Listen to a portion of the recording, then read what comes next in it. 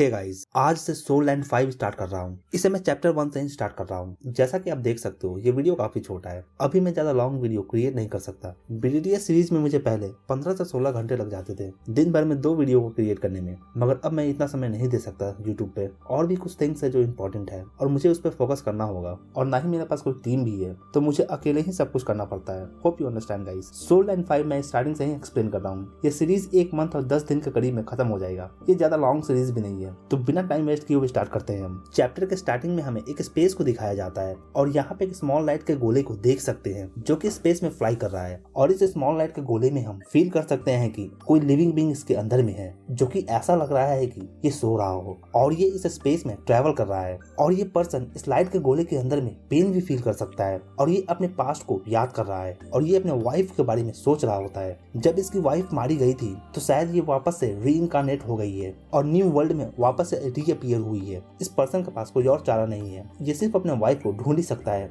और अपनी वाइफ को ढूंढने के लिए ये पर्सन कुछ भी करने को रेडी है। ये पर्सन अपने 10,000 ईयर्स ऑफ कल्टीवेशन को भी छोड़ सकता है, अपने गॉड किंग के पावर को भी छोड़ सकता है, क्योंकि इसके लिए सबसे इम्पोर्टेंट थिंग इसकी वाइफ ही है। ये पर्सन कोई और नहीं बल्कि अपना टांग सान ही है। और ये कहता है सियाओगो वेट करो, मैं आ रहा हूँ बस तुम्हारे पास। इस सीन के बाद सीन शिफ्ट होता है और हम एक रूम को देखते हैं और इस रूम के अंदर में एक वुमन होती है जो कि अपने बेबी को पकड़े हुए है और अपने बच्चे को अपने गले से लगाई हुई है। ये बेबी भी जस्ट अभी कुछ दिन पहले ही जन्म लिया है, 2 या 3 दिन पहले। और इस वुमन के हाथ में जो बेबी है ये टांग सान है। अपने वाइफ को फाइंड करने के लिए और इसके पीछे जाने के लिए टांग सान अपना सब कुछ खो दिया है। सियाओगो के पीछे पीछे ये अपने सभी पावर और गॉड किंग के पावर को छोड़कर रीबॉर्न हो चुका है इस न्यू वर्ल्ड में, जहाँ पे सियाओगो भी जन्म ली है। पिछले जन्म में टांग सान के फादर एक ब्लैक स्मिथ हुआ करते थे और वो एक पावरफुल सेक्स से बिलोंग करते थे। टांग सान भी अपने पिछले जन्म में काफी पावरफुल और साथ ही काफी टैलेंटेड हुआ करता था, मगर अभी जबकि ये एक बेबी है ये काफी वीक है। और साथ ही टांग सान फील कर सकता है कि इसका बॉडी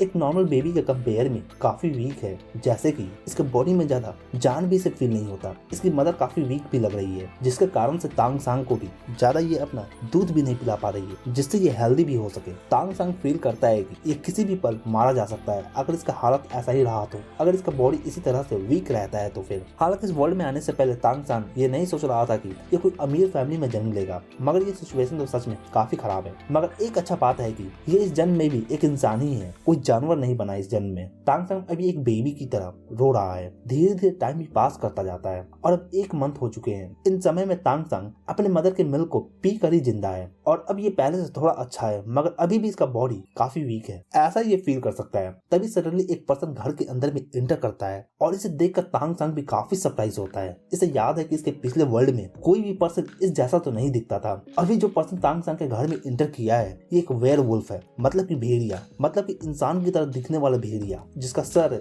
एक वुल्फ के जैसा है और इसका बॉडी एक ह्यूमन के जैसा है। और ये टांग सान के मदर को कहता है दे दो मुझे, 1 मंथ का हो चुका है ये। इन 1 मंथ में अब टांग सान को इस न्यू वर्ल्ड का लैंग्वेज थोड़ा बहुत समझ में आ रहा है धीरे धीरे। और जो अभी वेयरवुल्फ ने कहा है इसे सुनकर टांग सान भी काफी हैरान होता है कि ये क्या करना चाहता है इसके साथ, क्या ये इसे खाना चाहता है। इधर टांग सान की मदर इसे गले से लगाकर रो रही होती है और टांग सान को ये ऐसे होल्ड की हुई है जैसे कि ये इसे प्रोटेक्ट कर रही हो इस वेयरवुल्फ से। हालांकि टांग सान की मदर भी अब टांग सान को धीरे धीरे छोड़ने लगती है, जैसे कि ये इस वेयरवुल्फ को देने वाली हो। मगर ये टांग सान के आंखों में देखती है और देखती है कि टांग सान अभी रो भी नहीं रहा है, जैसे कि ये अपनी किस्मत को एक्सेप्ट ही कर चुका हो, जैसे कि ये अपनी मदर को सेव करना चाहता हो इस वेयरवुल्फ से। ये देखकर इसकी मदर अब वेयरवुल्फ को रेसिस्ट करना स्टार्ट करती है, मगर ये वेयरवुल्फ भी कम नहीं है और ये टांग सान की मदर को साइड में पुश करता है और टांग सान को पकड़ता है। घर के बाहर से कोल्ड विंड भी फास्ट काफी अंदर की ओर बहना स्टार्ट होता है और इससे टांग सान फील भी कर सकता है कि बाहर में कितना ज्यादा ठंड है। इस टाइम पे टांग सान काफी ट्राई करता है खुद को शांत रखने का और रो भी नहीं रहा होता ये, और अपनी मदर को देखकर ये कहता है मदर डोंट डाई, मैं जब तक इस वर्ल्ड में जिंदा हूँ मैं आपको प्रोटेक्ट करूंगा। दोस्तों टांग सान अभी कुछ भी बोल नहीं रहा, ये बस अभी 1 ही मंथ का ही है। ये बस समथिंग अपने मन में ही सोच रहा होता है अपनी मदर को देखकर। टांग सान एक बात तो जान चुका है कि इस वर्ल्ड में ह्यूमन बीइंग्स ये सभी स्लेव्स हैं और इन्हें रेस किया जाता है जैसे कि ये कोई फसल हो इन डीमन के लिए, जो कि आज वुल्फ डीमन टांग सान के पास भी आया है इसे लेकर यहाँ से जाने के लिए। इन 1 मंथ में टांग सान ने अपनी मदर को दूसरी ह्यूमन बीइंग के साथ में बातें करते हुए भी नहीं देखा है और ना ही इसने 1 मंथ में अपने फादर को भी यहाँ पे देखा है। किसने सोचा था टांग सान जो कि पहले इतना ज्यादा पावरफुल हुआ करता था ये पहले गॉड लेवल पे भी जा चुका था और अब आज इस वर्ल्ड में इसका इस तरह से इसका सिचुएशन बन गया है। इसे एक वेयरवुल्फ खाना चाहता है। अभी टांग सान एक बच्चा है और ये कुछ भी नहीं कर सकता इस टाइम पे। अगर ये वेयरवुल्फ वुल्फ इसे और इसकी मदर इन दोनों को किल करना चाहे तो फिर। हालांकि यहाँ पे ज्यादा कुछ खास नहीं होता। जैसा कि तांग संग यहाँ पे सोच रहा होता है, ये वेयरवुल्फ रुक जाता है और इसकी मदर के पास आकर कुछ कहता है। तांग संग इसकी लैंग्वेज को समझ नहीं पाता और पता नहीं ये क्या कहता है तांग संग की मदर से। तांग संग इसे समझ नहीं पाता क्योंकि अभी एक ही मंथ हुआ है इसे इस वर्ल्ड में आए हुए, और इस एक मंथ में ये अभी भी अच्छे से इस लैंग्वेज को समझ नहीं पा रहा है। सडनली तांग संग को एक छोटी सी जगह पे रख दिया जाता है और यहाँ पे इसे एक कपड़े से कवर कर दिया जाता है, जिससे तांग संग को ठंड भी नहीं लग रहा होता और इसे पास में एक दूसरा बेबी भी दिखता है। इस टाइम पे अब तांग संग शांत हो जाता है और इसकी आंखें भी धीरे धीरे बंद होने लगता है। यूं ही टाइम बीतता जाता है, तांग संग अभी भी शांत ही होता है और सडनली इसके मुंह में कुछ आता है, इसे ऐसा कुछ फील होता है और फिर इसके मुंह के अंदर में मिल्क गिरना यानी कि दूध आना स्टार्ट होता है। तांग संग जब देखता है तो फिर इसे एक वुमेन जो कि एक पिग मॉन्स्टर की तरह दिख रही है, ये इसे दूध पिला रही होती है और इसे तांग संग मदर पिग कहकर बुलाता है। तांग संग इस टाइम पे ज्यादा कुछ खास सोचता नहीं और ये बस दूध को पी ही रहा होता है। तांग संग जब अपने सर को साइड में रोल करता है तो फिर इसे कुछ और भी चिल्ड्रन दिखते हैं और ये सोचता है शायद यहाँ पे 3 या 4 बेबी है और ये बेबी भी इसके एज के ही है और टाइम टू टाइम पे मदर पिग आकर इसे मिल्क पिलाती रहती है। स्टार्टिंग में तांग संग को थोड़ा प्रॉब्लम होता है इस मदर पिग के मिल्क से, मगर ये बाद में एडजस्ट कर लेता है। ये वर्ल्ड अब कैसा भी क्यों ना हो, मगर तांग संग को सर्वाइव तो करना ही होगा। तांग संग इस वर्ल्ड को फेरी वर्ल्ड कहता है और ये वर्ल्ड भी काफी बड़ा है। इसे फेरी वर्ल्ड इसलिए कहा जाता है क्योंकि इस वर्ल्ड में 2 रेस रूल करते हैं, एक मॉन्स्टर और दूसरा फेरीज। ये वर्ल्ड भी तांग संग के पहले वर्ल्ड से डिफरेंट होने वाला है और यहाँ पे मार्शल आर्ट्स भी नहीं होगा और ना ही यहाँ पे कोई सोल रिंग्स भी होगा और जो भी थिंग इसका दूसरे वर्ल्ड में था यहाँ पे तो ये सब नहीं होने वाला है। शायद वो थिंग्स भी अब इस वर्ल्ड में होने का चांसेस भी हो। तांग संग को यहाँ पे इस न्यू वर्ल्ड में एक न्यू स्टार्ट करना होगा और इसका जर्नी भी अब स्टार्ट ही हो ही चुका है। अभी जहाँ पे तांग संग रह रहा है इसे विंड वुल्फ टाउन कहते हैं और इस सिटी में ये मॉन्स्टर और स्पिरिट ये दोनों ही रहते हैं। इस वर्ल्ड में ह्यूमन बीइंग्स सिर्फ एक स्लेव ही है, सिर्फ एक गुलाम ही है और इनका स्टेटस भी काफी नीचे है। अगर कोई लॉर्ड फिनलैंड का स्लेव बनता है तो फिर उसे थोड़ा बहुत रिस्पेक्ट भी मिलता है, मगर फिर भी ज्यादा कुछ खास वैल्यू नहीं मिलता। ह्यूमन बीइंग इस वर्ल्ड में दूसरे रेस से काफी वीक है, मगर ह्यूमन बीइंग के पास में अपना हाई लेवल इंटेलिजेंस होता है, लेकिन इससे भी इस वर्ल्ड में ये टॉप पोजीशन पे नहीं है। अब तक तांग संग ये सब थिंग्स मदर पिग से ही सीख सका है। इस वर्ल्ड में ह्यूमंस अपने फर्टिलिटी एबिलिटी के कारण से ही अब तक सर्वाइव कर पा रहे हैं, नहीं तो फिर ये कब का मारे जा चुके होते। मॉन्स्टर और स्पिरिट के कंपैरिजन में ह्यूमन बीइंग्स ज्यादा हार्ड वर्क नहीं कर सकते हैं क्योंकि ये मॉन्स्टर और स्पिरिट काफी भारी थिंग्स को और काफी हैवी वर्क कर सकते हैं कंपेयर टू ह्यूमन बीइंग और साथ ही ये काफी पावरफुल भी होते हैं। अब तक इस वर्ल्ड में ह्यूमन बीइंग इसलिए भी है क्योंकि इनका मांस भी मॉन्स्टर के लिए एक फूड सोर्स के लिए काफी अच्छा सोर्स है। इस वर्ल्ड में आने के बाद से अब टाइम भी धीरे धीरे पास करता जाता है और तांग संग इन दिनों में अब मदर पिग के मिल्क को पी कर ही सर्वाइव कर रहा होता है क्योंकि इसकी जो मदर थी वो अब तो जा चुकी है। तांग संग सियाहू के बारे में सोचता है कि क्या वो इस वर्ल्ड में रीइंकार्नेट हुई है और क्या उसका हालत भी इसके जैसा ही होगा। धीरे धीरे टाइम भी पास करता जाता है और टाइम के साथ अब तांग संग 6 महीने का हो चुका है और अब इसका फिजिकल बॉडी भी पहले से काफी अच्छा हो चुका है और अब ये एक ह्यूमन चाइल्ड की तरह अब चल भी सकता है। अपने पैरों पे नहीं ये चल सकता मगर ये माँ बनकर चल सकता है, मतलब कि अपने घुटने के बल ये चल सकता है जैसा कि एक बेबी चलता है। इस वर्ल्ड में सिर्फ स्ट्रॉन्ग को ही रिस्पेक्ट मिलता है, जबकि तांग संग और दूसरे बच्चे जो कि इसके साथ में रह रहे हैं ये सभी 6 मंथ के हो चुके हैं। जबकि ये 6 मंथ के हो चुके हैं फिर इन्हें मिल्क नहीं मिलता पीने के लिए। इनके सामने एक खाना रख दिया जाता है, इस फूड को चिबाने का जरूरत नहीं है। एक बेबी के लिए ये परफेक्ट फूड है मगर इसमें कोई टेस्ट नहीं है। जो बच्चा ज्यादा खा सकता है उसे मदर पिग काफी केयर करती है। तांग संग इसमें काफी अच्छा हो चुका है और ये अपना खाना खुद से ही अपने हाथों से खाता है। आजकल ये मदर पिग का अच्छा बच्चा बन चुका है। तांग संग अपने कल्टीवेशन के बारे में सोचता है, ऐसा नहीं कि ये फर्स्ट टाइम है इसके लिए, ये पहले भी रीबॉर्न हो चुका है। लास्ट टाइम ये सोल कॉन्टिनेंट में रीबॉर्न हुआ था और वहाँ पे स्वान तियानगोंग टेक्निक को प्रैक्टिस किया था जो कि आगे चलकर एक फाउंडेशन बना था जिससे एक गॉड लेवल पे भी जाया जा सकता था। मगर अभी इस वर्ल्ड में तांग संग का बॉडी भी काफी वीक है और साथ ही अभी इसके बॉडी में मेरिडियंस भी फुली डेवलप नहीं हुए हैं, तो अभी ये प्रैक्टिस करना भी डिफिकल्ट होगा। हालांकि जब तांग संग एटमॉस्फेयर में एनर्जी को फील करता है फिर ये भी काफी सरप्राइज होता है कि यहाँ पे इस वर्ल्ड में इस सिटी में एनर्जी कितना ज्यादा भरा हुआ है एयर में। पहले वाले वर्ल्ड यानी कि सोल कॉन्टिनेंट से काफी ज्यादा एनर्जी यहाँ पे इस वर्ल्ड में है। ये फील कर अब तांग संग भी सोचता है जब से ये इस वर्ल्ड में आया है अभी जाकर इसे एक गुड न्यूज मिला है। यहाँ पे इतना ज्यादा एनर्जी होने के कारण से जब ये फ्यूचर में आगे कल्टिवेट करना स्टार्ट करेगा तो फिर इसे ज्यादा प्रॉब्लम नहीं होगा स्ट्रॉन्ग बनने में। टाइम भी इसके साथ अब पास करता जाता है और तांग संग के साथ में जो दूसरे बच्चे थे इनमें सब कुछ मारे भी जाते हैं। सही से पालन पोषण ना होने के कारण से इस वर्ल्ड में किसी को भी कुछ भी फर्क नहीं पड़ता। यहाँ पे सभी थिंग्स को खुद से ही सीखना और करना होता है। यहाँ पे कोई भी इन्हें बोलना भी नहीं सिखा रहा है, इन्हें खुद से ही बोलना सीखना है। जब ये 1 साल के हो जाते हैं फिर इन्हें एक दूसरे पिग डीमन के पास सेंड कर दिया जाता है और यहाँ पे फूड भी ज्यादा नहीं है, यहाँ पे 150 चिल्ड्रन के लिए ही फूड स्टोर किया हुआ है। ये सुनकर अब तांग सांग भी समझ चुका है कि इसे जिंदा रहने के लिए दूसरे बच्चों से कम्पीट करना होगा। जो भी स्ट्रॉन्ग होगा वो ज्यादा खा सकेगा और जो वीक होगा वो भूख से ही मारा जा सकता है। हालांकि तांग सांग अब स्पिरिचुअल एनर्जी को एब्जॉर्ब कर सकता है और इससे इसका बॉडी भी काफी स्ट्रॉन्ग बन रहा है धीरे धीरे। दूसरे चिल्ड्रन से तांग सांग भी उतना ही खाता है जितना इसका बॉडी को जरूरत है और दूसरे चिल्ड्रन के लिए ये फूड को छोड़ देता है ताकि दूसरे भी सर्वाइव कर सके, क्योंकि तांग सांग भी दूसरे चिल्ड्रन को इस तरह से मरता हुआ देख नहीं सकता है। मगर इस टाइम पे ये कुछ कर भी तो नहीं सकता है इनका सिचुएशन को चेंज करने के लिए। इस वर्ल्ड में आए हुए इसे अब 1 साल हो चुके हैं और यहाँ पे इस वर्ल्ड में ह्यूमन बीइंग्स के लाइफ को देख करके यहाँ पे इंसान कुत्ते और सुअर से कम नहीं है। इससे तांग सांग काफी दुखी होता है। तांग सांग का गोल अभी एक ही है, ये बड़ा होकर स्ट्रॉन्ग बनना चाहता है ताकि ये फ्यूचर में सियावू को ढूंढ सके और एक साथ होकर हैप्पीली जी सके। धीरे धीरे टाइम पास करता जाता है और तांग सांग को इस वर्ल्ड में आए हुए अब 3 साल हो चुके हैं और इस 3 साल में तांग सांग भी अपने बॉडी को अच्छे से ग्रो करता है। मगर अभी भी इसका अराउंड जो चिल्ड्रन है वो सही से बोल नहीं पा रहे हैं क्योंकि इनसे बात करने के लिए कोई भी नहीं है और जब ये दूसरे से बात नहीं कर पा रहे हैं तो फिर ये यहाँ इस वर्ल्ड के लैंग्वेज को भी सही से सीख नहीं पा रहे हैं, बस ये यहाँ पे जी ही रहे होते हैं। इतने में एक दिन अब वेयरवुल्फ आता है, यानी कि ये डीमन वुल्फ आता है और पिग डीमन को इन सभी चिल्ड्रन को बाहर निकालने को कहता है। इन 3 साल में कोई भी चिल्ड्रन बाहर आउटसाइड वर्ल्ड में नहीं आए हैं, ना ही ये घर के बाहर आए हैं सराउंडिंग को देखने के लिए। जब ये बाहर आते हैं फिर इन्हें एक कार्ड दिखता है, एक बैलगाड़ी के जैसा एक वुडन कार्ड। इसे देखकर तांग सांग भी समझ जाता है कि अब इन्हें दूसरी जगह पे शिफ्ट किया जाएगा और इन्हें दूसरी जगह पर जाकर जीना होगा।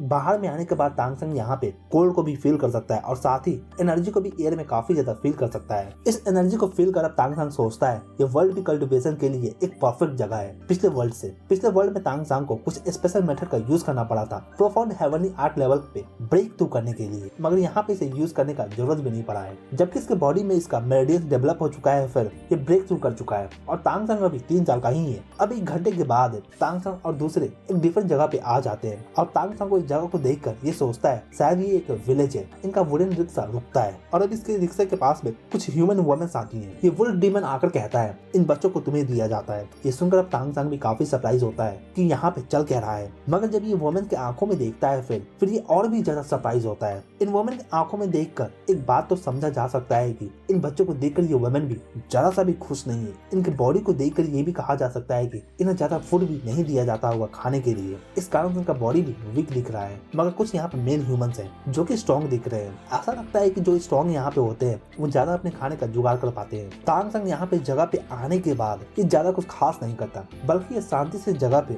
रहने लगता है और अब ये 6 साल का भी हो चुका है। एक रात तांग सांग अब बैठा होता है और ये स्वान टियानगोंग टेक्निक के बारे में सोच रहा है। इसका बॉडी अभी भी वीक है। इस टेक्निक को प्रैक्टिस करने के लिए रात के टाइम पे तांग सांग चुपके से निकलकर ये प्रैक्टिस करने के लिए जंगल में आ जाता है और इसे यहाँ पे एनर्जी भी काफी फील होता है। अब तांग सांग का हाथ का कलर भी चेंज होता है और ये ग्रे कलर का दिखता है जैसा कि पिछले वर्ल्ड में भी दिखा करता था। 1 घंटे प्रैक्टिस करने के बाद तांग सांग सोचता है कि जो मार्शल सोल पिछले सोल कॉन्टिनेंट पे अपीयर हुआ था इस वर्ल्ड में ये अपीयर नहीं हुआ है, मतलब कि हैमर और ब्लू सिल्वर ग्रास। तांग सांग कहता है ये डिफरेंट वर्ल्ड है और डिफरेंट पावर को इस वर्ल्ड में इसे कल्टिवेट करना होगा। हालांकि इस वर्ल्ड में काफी ज्यादा एनर्जी है, मगर अभी भी तांग सांग पिछले वर्ल्ड के कंपैरिजन में ये वीक ही है। वहाँ पे उस वर्ल्ड में इस एज में तांग सांग ने अपने मार्शल सोल को अवेकन कर लिया था और इससे तांग सांग को काफी पावर भी मिला था। मगर यहाँ पे इस वर्ल्ड में इस तरह का कोई भी सिस्टम नहीं है। ये अपने पिछले वर्ल्ड से सिर्फ स्वान टियानगोंग टेक्निक को ही लेकर आ सका है। इसके अलावा इसके पास इसका नॉलेज है और इसका एक्सपीरियंस है। तांग सांग इस फॉरेस्ट में डीप में जाने का सोचता है, जबकि विलेज में इस टाइम पे सभी सो रहे हैं तो फिर ये अंदर जाकर कल्टिवेट करने का सोचता है। ये फील कर सकता है कि विलेज से ज्यादा इस फॉरेस्ट में एनर्जी है तो शायद इसके कोर एरिया में कोई ट्रेजर भी हो सकता है। तांग सांग एक बात तो समझ गया है कि इस वर्ल्ड में ह्यूमन क्यों स्लेव बने हुए हैं। ये कोई भी टेक्निक को प्रैक्टिस नहीं कर सकते हैं जो ये फाइट में यूज भी कर सके और इस कारण से ये काफी वीक भी है। आगे फॉरेस्ट में जाते हुए तांग सांग की आंखों में पर्पल लाइट को भी देखा जा सकता है। तांग सांग अपना पर्पल लाइट का यूज करता है जिससे ये आगे के सीन को भी देख सकता है। हालांकि ये पावर उतना पावरफुल नहीं है, मगर इस फॉरेस्ट में डीप में ये देख सकता है। आगे जाते हुए तांग सांग को एक फिगर नीचे गिरता हुआ दिखता है और इस आवाज को सुनकर तांग सांग अब एक पेड़ के पीछे छुप जाता है। जब तांग सांग देखता है फिर ये भी काफी सरप्राइज होता है कि ये तो एक ह्यूमन है और ये एक मास्क पहने हुए है। साथ ही तांग सांग को कुछ हैवी फुटस्टेप्स भी सुनाई देते हैं जैसे कि कोई बड़ा मॉन्स्टर इस ओर ही आ रहा हो। इतने में तांग सांग कुछ मॉन्स्टर्स को यहाँ पे देखता है जो कि काफी फास्ट यहाँ पे आ रहे हैं। इन मॉन्स्टर को देखकर तांग सांग कहता है ये लेवल 3 वुल्फ मॉन्स्टर है। तांग सांग इस वर्ल्ड में लेवल सिस्टम के बारे में थोड़ा बहुत ही अभी तक जान सका है। जो सबसे लोवेस्ट है ये फर्स्ट लेवल पे आते हैं, यानी कि फर्स्ट ईयर पे आते हैं और ह्यूमन बींग्स तो लोएस्ट लेवल पे भी नहीं है क्योंकि ये उससे भी वीक होते हैं। जो वुल्फ डीमन सिटी में है फिर फेंगलांग जो कि लॉर्ड फेंगलांग है, ये टियर 5 लेवल पे है। टांग सांग अभी स्वान टियान गॉन्ग टेक्निक को प्रैक्टिस कर रहा है और इसे मिलने वाले एनर्जी को अगर इस लेवल सिस्टम से कंपेयर किया जाए तो फिर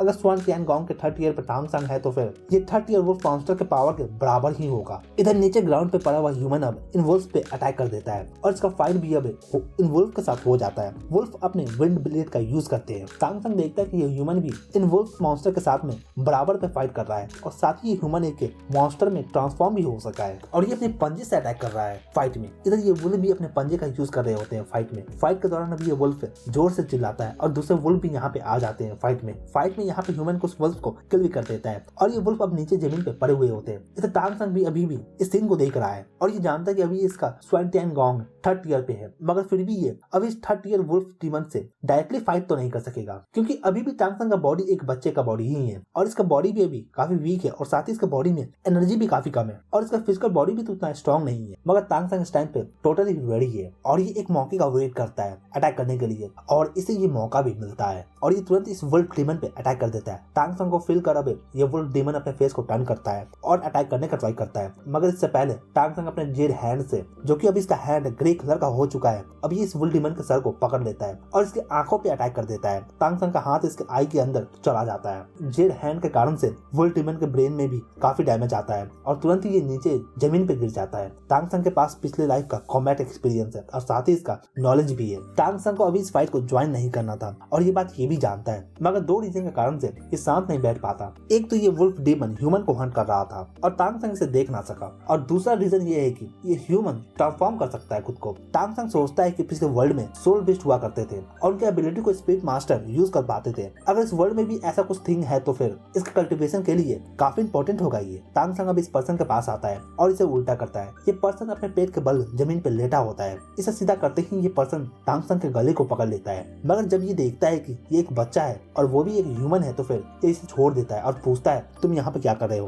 क्या तुम ह्यूमन हो? टांग सांग सर हिलाता है। टांग सांग से बॉडी को चेक करता है और देखता है कि इसका बॉडी तो काफी ज्यादा डैमेज हो चुका है, इसके इंटरनल ऑर्गन भी काफी डैमेज हो चुके हैं और साथ ही इसके बॉडी से ब्लड भी निकल रहा है। टांग सांग कहता है मैं तुम्हारा हेल्प कर सकता हूँ और इसके कंडीशन के बारे में इसे एक्सप्लेन करता है और ये कहता है मुझे कुछ क्वेश्चंस का आंसर भी चाहिए। ये सुनकर ये पर्सन भी सरप्राइज होता है और कहता है ये सिर्फ एक बच्चा है मगर ये काफी टैलेंटेड है और साथ ही इसे काफी ज्यादा नॉलेज भी है। अब ये सर हिलाता है। टांग सांग इसे पूछता है कि तुम कैसे ट्रांसफॉर्म कर सकते हो खुद को, ये एबिलिटी तुम्हारे पास कहाँ से आया है? ये सुनकर ये पर्सन भी अब कंफ्यूज हो जाता है और कहता है तुमने इस वुल्फ डीमन को कैसे किल किया? अगर तुम ट्रांसफॉर्म नहीं हो सकते हो तो फिर तुम्हारा एबिलिटी क्या है? टांग सांग को इस क्वेश्चन का आंसर नहीं पता है। ये खुद ही अभी इस बारे में पता लगाने के लिए इससे पूछ रहा है। ये पर्सन कहता है इस एबिलिटी का नाम मॉन्स्टर गॉड ट्रांसफॉर्मेशन है, कुछ इसे डीमन गॉड ट्रांसफॉर्मेशन भी कहते हैं और ये एबिलिटी ब्लड लाइन से आता है। ये सुनकर टांग सांग भी काफी सरप्राइज होता है और ये कहता है तुम्हारा मतलब है कि मिक्स ब्लड लाइन? ये पर्सन कहता है हाँ, और कहता है हम ह्यूमन के पास ज्यादा एबिलिटी नहीं है इनसे फाइट करने के लिए, मगर इस टेक्निक के साथ हम इन मॉन्स्टर से फाइट कर सकते हैं। एक बार जब कोई भी इस तरह के ट्रांसफॉर्मेशन को हासिल कर लेता है फिर वो दूसरे मॉन्स्टर से फाइट भी कर सकता है और साथ ही इसका स्टेटस भी इंक्रीज कर जाता है। इस पावर से हम इन मॉन्स्टर को रेसिस्ट कर पा रहे हैं और इस बार मैं इस सिटी में वुल्फ लॉर्ड को किल करने के लिए आया था, मगर कुछ गड़बड़ हो गया मेरी मिशन में और मेरा ये हालत है। टांग सांग इसके बातों को सुनने के बाद कहता है तो फिर एक ही रास्ता है इस डीमन गॉड ट्रांसफॉर्मेशन को हासिल करने का, मिक्स ब्लड। जिसके पास होगा वो ये कर सकता है। ये सुनकर ये पर्सन भी कहता है हाँ ये सच है, मगर एक और रास्ता है लेकिन ये काफी डेंजरस होता है। ये कहता है इनहेरिटेंस, लेकिन अगर वो पर्सन इनहेरिटेंस को गेन करने के दौरान फेल हो जाता है फिर वो मारा भी जा सकता है। सिंपल में कहा जाए तो फिर यहाँ पे मॉन्स्टर के पावर को गेन किया जा सकता है उनके ब्लड से, लेकिन उसके लिए फिजिकल बॉडी का भी स्ट्रॉन्ग होना जरूरी है ताकि इनहेरिटेंस को हैंडल किया जा सके एब्जॉर्ब करने के दौरान में, और एक से ज्यादा इनहेरिटेंस को भी गेन किया जा सकता है, इसका भी पॉसिबिलिटी है। मगर ऐसा करने के दौरान में ध्यान रखना होता है कि पहले वाले मॉन्स्टर का पावर सेकंड वाले मॉन्स्टर के इनहेरिटेंस के पावर से मैच करना चाहिए। अगर 2 डिफरेंट मॉन्स्टर के पावर को एब्जॉर्ब किया जाएगा तो फिर दोनों का पावर एक दूसरे को रेसिस्ट करना स्टार्ट कर देगा, जिसके कारण से इनहेरिटेंस भी फेल हो सकता है। ये पर्सन कहता है मेरा नाम जूस जियासिन है। ये कहता है इस वर्ल्ड में मेरा अपना कोई भी नहीं है, मेरी मदर भी एक मॉन्स्टर के कारण से ही मारी गई थी। तुम अकेले ही एक Tier 3 वुल्फ डीमन को किल कर सकते हो बिना डीमन गॉड ट्रांसफॉर्मेशन के। अगर तुम इंटरेस्टेड हो तो फिर मैं तुम्हें अपना इनहेरिटेंस दे देता हूँ, वैसे भी मैं मरने ही वाला हूँ, तुम मेरा हेल्प कर रहे हो तो फिर तुम हमारे ऑर्गेनाइजेशन को भी ज्वाइन कर सकते हो। हर सिटी और हर टाउन में हमारा ऑर्गेनाइजेशन का एक बेस है। मैं तुम्हें इसका लोकेशन तो नहीं बता सकता, मगर फ्यूचर में तुम अगर ग्रो करते हो और स्ट्रॉन्ग बन जाते हो फिर तुम इस ऑर्गेनाइजेशन को भी ढूंढ सकोगे खुद से ही। मुझे इस बात का यकीन है। मैं उम्मीद करता हूँ कि ह्यूमंस एक दिन इन मॉन्स्टर के रूल से इस वर्ल्ड को आजाद कर सकेंगे और ह्यूमंस भी एक दिन आजाद हो सकेंगे। और इसी के साथ ये पार्ट यहीं पे खत्म होता है। इस पार्ट के लिए इतना ही दोस्तों, आगे का स्टोरी हम नेक्स्ट पार्ट में देखेंगे। तो कमेंट कर मुझे जरूर बताएं कि आपको ये पार्ट कैसा लगा, और अगर आपको ये पार्ट अच्छा लगा हो तो वीडियो को लाइक जरूर करें, और अगर आप चैनल पर नए हैं तो चैनल को जरूर सब्सक्राइब करें ऐसे और भी एनीमे एक्सप्लेन के लिए। Thank you.